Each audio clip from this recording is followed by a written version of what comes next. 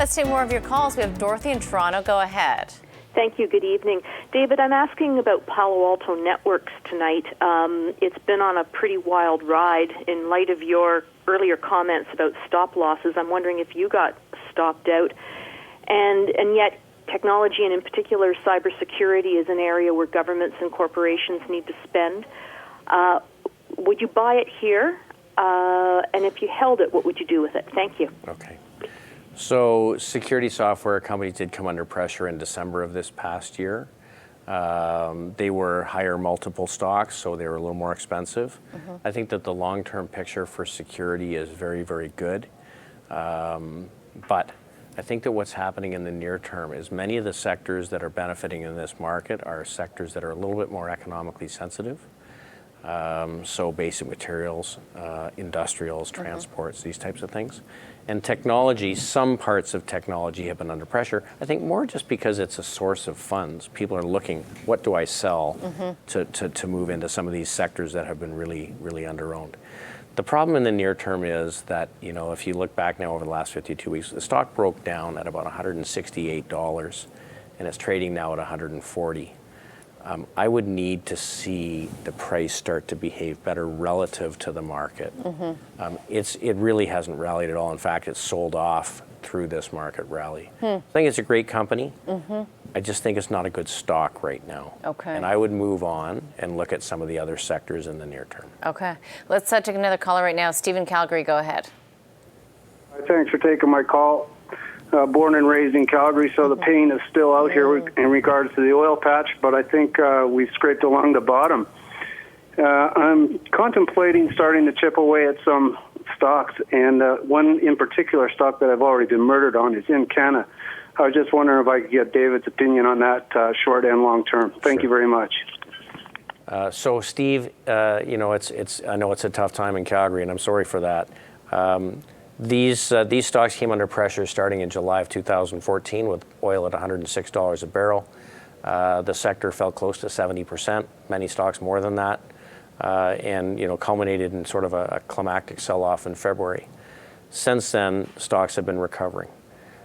The way I look at energy right now is that it is likely a trade and not a long-term new bull market. And the reason for that is I think fundamentally the way we find oil has changed.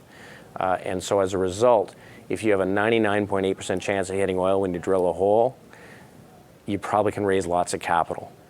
So if the price were to be above the cost of production, it's likely lots of capital would be available, which means we have a lot of supply come on. And so it's unlikely to have a big spike in price relative to the cost of production.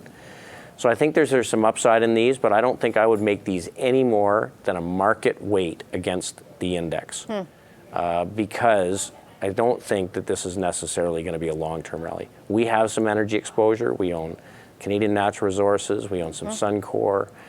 We own a couple of smaller companies, U.S. companies, Pioneer Oil and Gas, Diamondback. These are very efficient at finding and lifting oil. But I wouldn't put more than a market weight there right now. Okay. But in Canada, I would be fine with as a large cap holding. Okay. And it is time now for the Market Call Minute.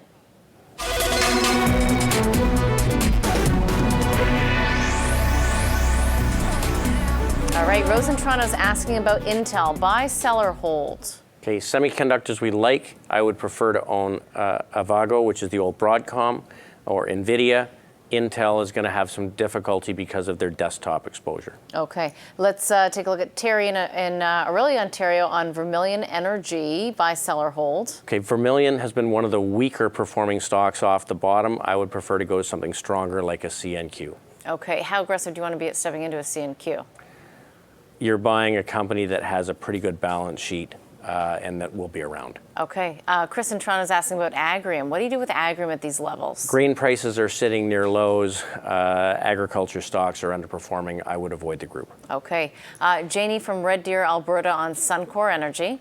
Suncor, I would be fine owning. We own it currently. Again, good balance sheet. They're going to weather the storm and make some good acquisitions along the way. Okay, we've got a tweet from Angelo on Wynn Resorts, WYNN, very volatile stock. Yeah, but it's climbed up here. Yeah, so look, Asia is recovering a little bit.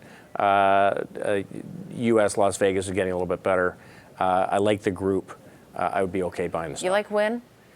There's other names that I think have better balance sheets than Win. Okay. But having said that, the group was under real pressure, and technically it's getting a little bit better. It's highly economically sensitive and sensitive to China. Okay. We're going to be back after this short break. Top picks are coming up next.